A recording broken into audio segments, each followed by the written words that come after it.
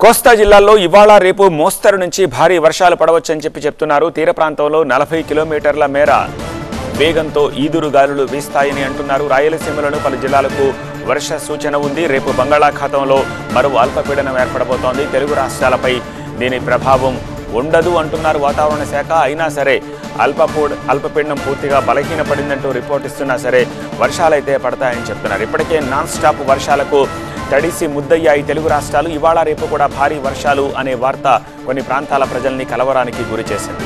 బెజవాడలోని కొన్ని కాలనీల్లో ఇప్పటికీ నీళ్లు ఉండడంతో చినుకు పడుతుందంటేనే వణుకు మొదలవుతోంది.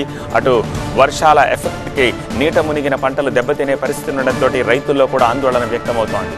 1954 తర్వాత ఖమ్మం జిల్లాలో అత్యధిక వర్షపాతం కురిసిందని వాతావరణ శాఖ అధికారిని శ్రావణి చెప్తున్నారు.